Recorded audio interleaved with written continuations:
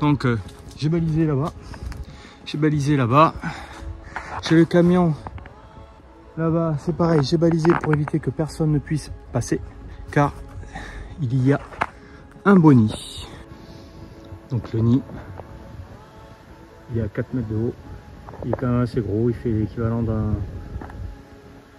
bon gros ballon de basket. Donc tous les voisins sont prévenus. Donc depuis la maison, on ne pouvait pas le traiter. Donc ce qu'on va faire, on va le traiter depuis ici. Donc c'est pour ça que je viens me protéger là où les vélos passent, parce que c'est vraiment très dangereux. Sur ce, on va s'habiller.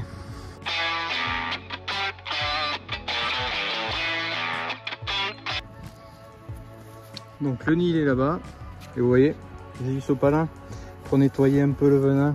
Merci Vivi. Bon, j'ai pris le parti pris de vous mettre sur la perche, on va essayer. On va bien voir ce que ça donne. En espérant que l'objectif il tombe pas. Il est là. Hop. Allez, on va vous mettre là déjà.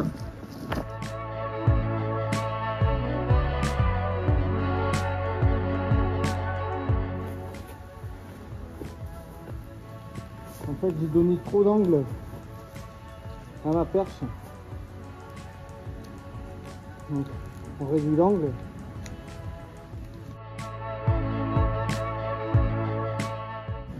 Et du coup, je vais pouvoir bien la voir là.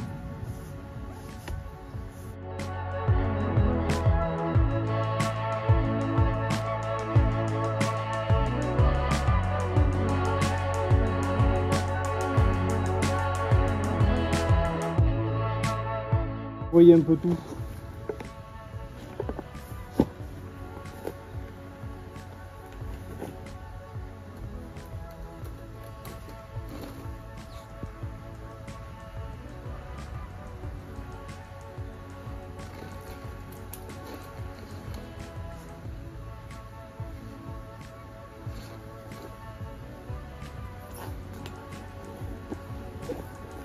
Donc en gros, il est juste là-haut.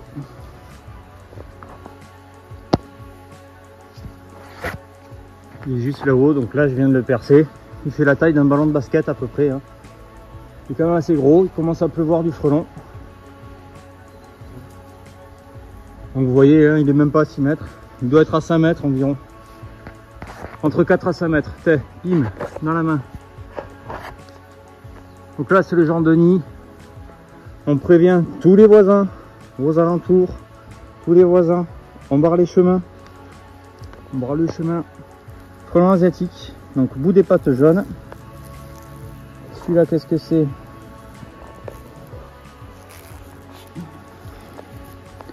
Je vais l'attraper pour voir ce que c'est. C'est une femelle. Parce qu'il y a un dard. Donc là, on va essayer de voir. Oui, hop, celle-là, elle est bien plus grosse.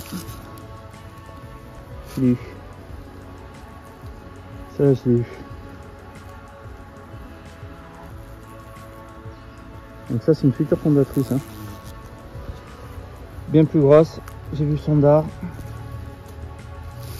Après, je vais essayer de ramasser petit à petit. Parce qu'il y a beaucoup d'enfants qui passent dans le coin. Donc voilà, là le nid est traité. On voit bien ce vol stationnaire.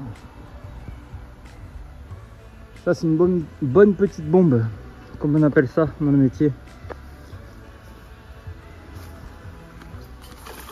Donc là j'ai mis 2-3 fois du produit. Ça sert plus à rien d'en mettre plus. Celui-ci, hop, vous l'aviez pas vu, moi je l'ai vu. Allez viens là Kiki. T'es quoi toi? C'est une femelle. Joli dard.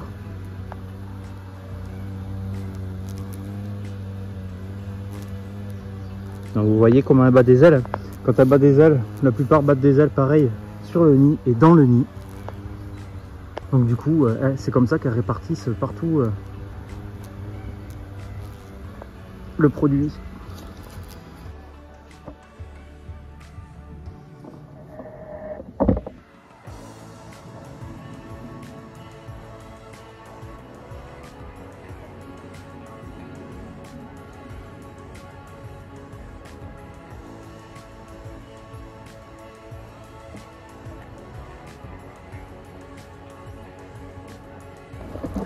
super faire attention. On lui dit jamais assez. Alors oui, les copains ils vont se moquer parce que je suis en 3D, mais moi vous savez, je suis un peu heureux. Donc là vous avez la différence entre, je vais vous montrer, vous avez une différence, une ouvrière ici qui est à gauche et d'une future fondatrice qui est bien plus grosse. Bon, j'en ai pas trouvé beaucoup, ils sont surtout partis un peu partout. Donc là, on fait bien attention aux allers-retours d'un point fixe dans les chemins comme ça. Faites gaffe, on va marcher tout le long du chemin et en fait on peut tomber là-dessus. Si vous faites un bruit, vous lancez un objet n'importe qui soit dans la haie, là vous mangez. Donc le nid est revenu à la normale, si on peut dire. Moi j'arrive à voir que les individus sont assez perturbés. Donc du coup le nid est bien traité. On laisse le nid toujours entre 48 et 72 heures en place parce que le frelon peut évidemment reconstruire contrairement à la guêpe. Donc c'est pour ça qu'on le laisse en place. On l'enlève pas un quart d'heure après. Si on l'enlève un quart d'heure après, qu'est-ce qui se passe? Toutes les maisons qui sont un peu autour, le problème qui va se passer, c'est qu'ils vont être en mode panique, ils vont reconstruire à la va-vite. Et là, on se retrouve sur des nids, sur des maisons terribles. Mine de rien, on est dans une grande commune. Bon, on est en Gironde. Hein. On est sur une grosse commune. Beaucoup de gens passent ici. Il y a beaucoup de va-et-vient de gens et d'insectes. Surtout, abonnez-vous. C'est en bas à droite que ça se passe. Et puis, je vous dis terminé. À la prochaine. Ciao.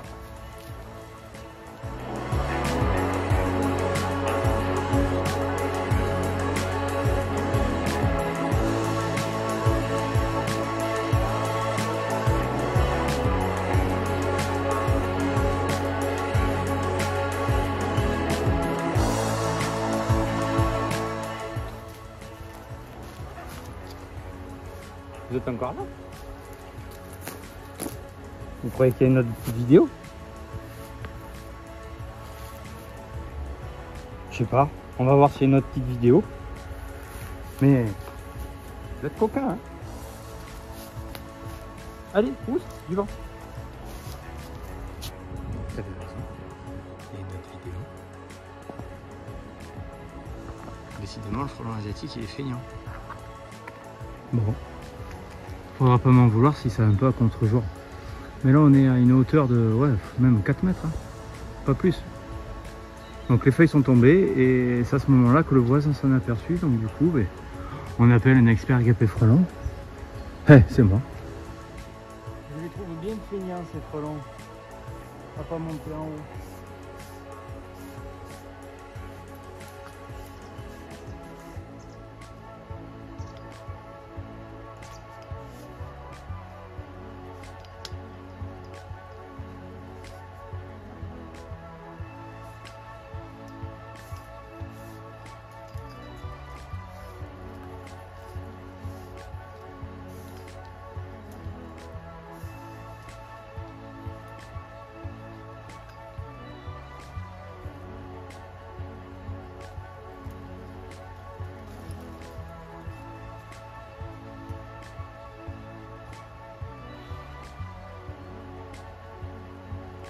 Donc il y a quand même du monde, hein.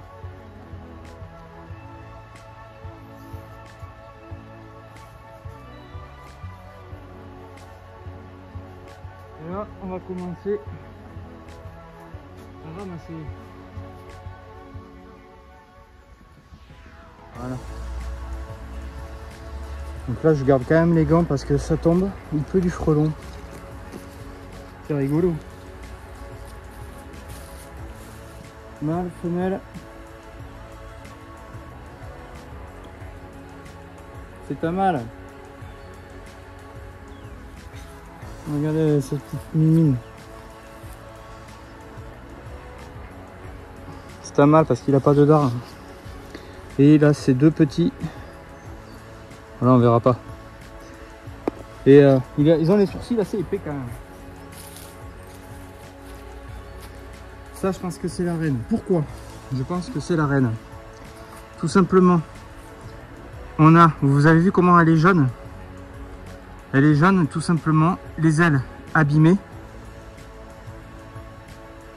Elle s'abîme les ailes à force de passer dans les, entre les plateaux. Je la récupère. Et en fait, elle perd sa pigmentation à force d'être à l'intérieur. Donc du coup, on voit bien les pigments jaunes. C'est plus orange.